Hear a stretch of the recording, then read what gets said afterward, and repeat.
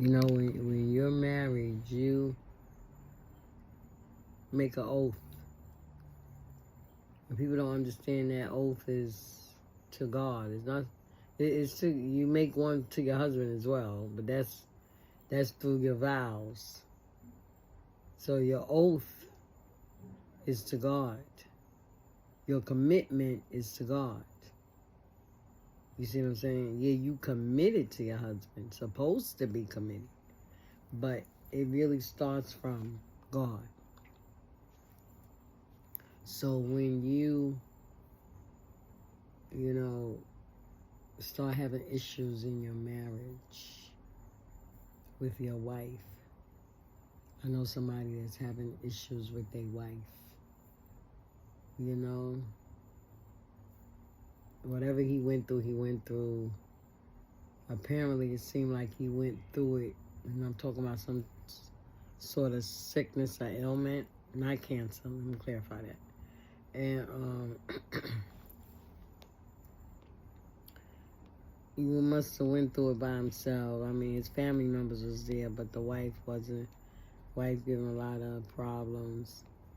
He got a good job. He worked for the city. His ailment that happened to him, he can't work like he used to, but he still work,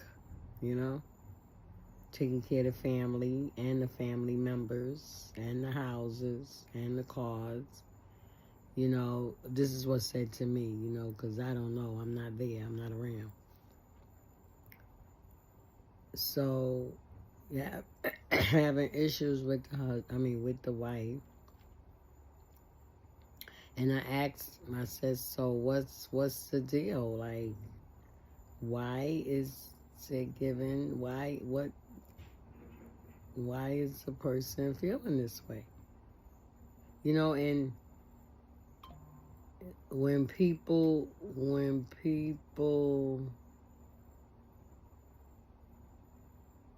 come to a decision in their lives, especially their marriage life, right?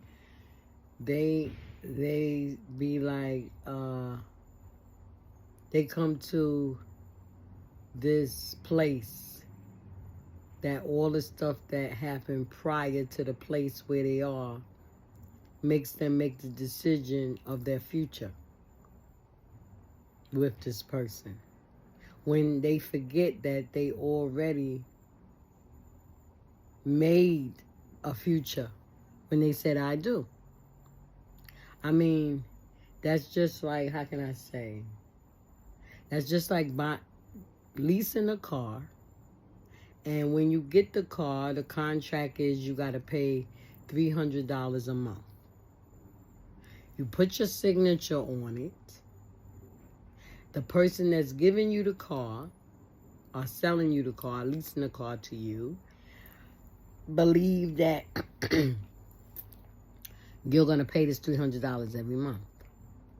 You get in the car, find your signatures on the paper, you leave a copy, you leave the original copy with the dealership or whoever it is, and you got a copy for yourself. You drive off in this person's car because it's not yours because you ain't paid for it. You paying on it, right? You drive off in this beautiful car of your dreams and you, whatever. People seeing your car and you feeling good because you got this car and blah, blah, blah, blah, blah, blah, blah. And maybe for 6 months you paying this bill. Maybe for a year because it's a 12-month, 24-month, 36-month contract. So we're going to say, let's say for 2 years you paying this, right? All of a sudden, something comes over you and you decide, I'm tired of paying this. This don't make no sense. Let's say the car broke down quite a few times, and we're going to say this is a new car. So the car break down quite a few times. You got to get it towed. You got to go get it fixed and this and that. So now you're in that second year. And you're making a decision now that I'm not going to pay. I'm going to slack up on my payment. Instead of paying $300, I'm paying $250. Instead of paying $250, I'm paying $150. Instead of paying $150, I'm paying $100. Instead of paying $100, I'm paying $50. Now, you better not get to $25 because you ain't getting nowhere. They're going to come and tow this car. So now, you keeping the car. You done had the car for 2 years now. You done been paying it for 2 years. Down the third year comes along, and you decide that you slowing up, and the people is letting you pass because you've been so good at paying. But then after a while, they got to hit you up and let you know where you back $150. You back $250.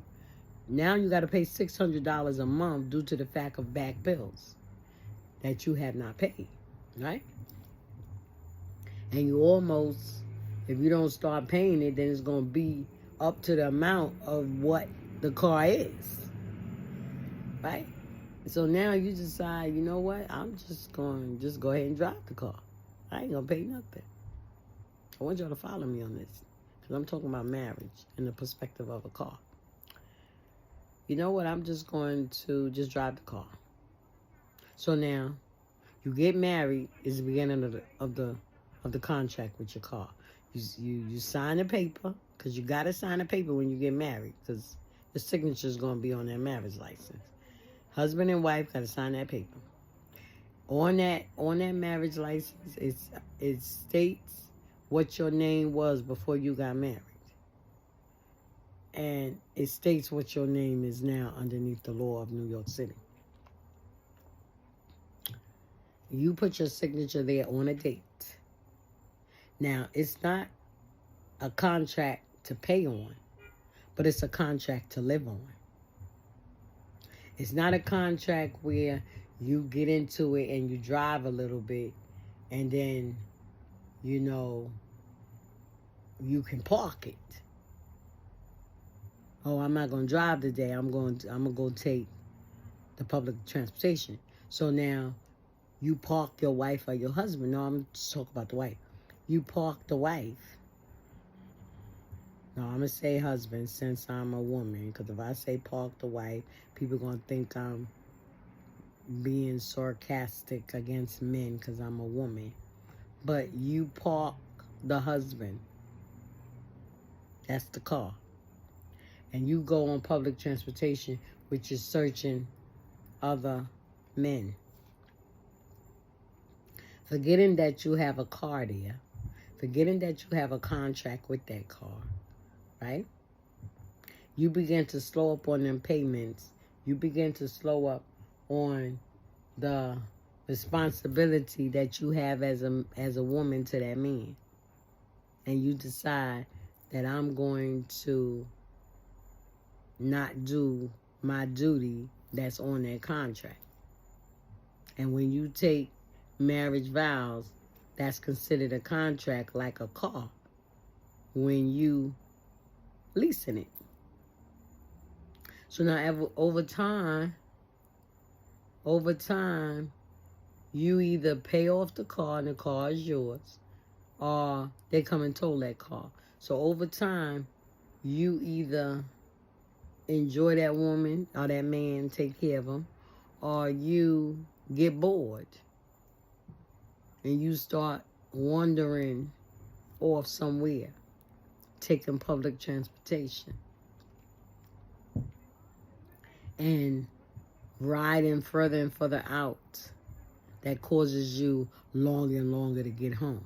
So that ride that you're taking on that transportation is your jobs that you get that causes you to stay away from your wife or your husband. This is why women ain't got no business working. You're supposed to be at home, and this is my perspective, and it's the biblical. At home, taking care of that husband. If he wants sex, you give it to him. He wants some cornbread, you make it. He wants a back rub, you give it. You see what I'm saying? Now, what happens, you start out with that initiative to do all of that. When you first get married, you in the honeymoon. You might be in the the honeymoon stage for 6 years, right? I don't know it lasting that long, but I'm going to give some people the benefit of the doubt. But then you start getting bored. Where's the boredom coming in at? You know where the boredom comes in at? That woman that you married began to change. You know, and if you marry due to the fact of physical attraction, that ain't staying forever. I'm here to tell you. And after a while, you ain't going to stay neither.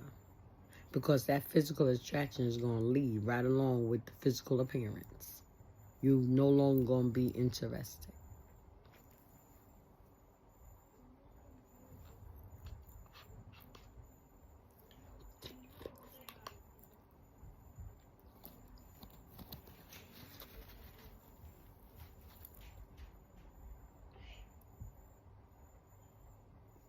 So, this is why Christ wants the man to be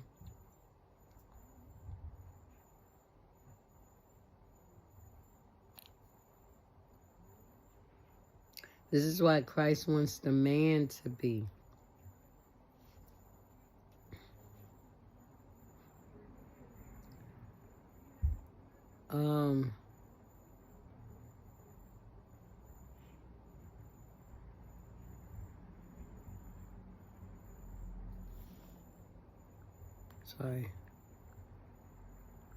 wants the man to be in him, and the woman know him and be in him. So that when God leads that man to get that woman, you won't be riding. He or she won't be suddenly deciding to take rides on public transportation. You know?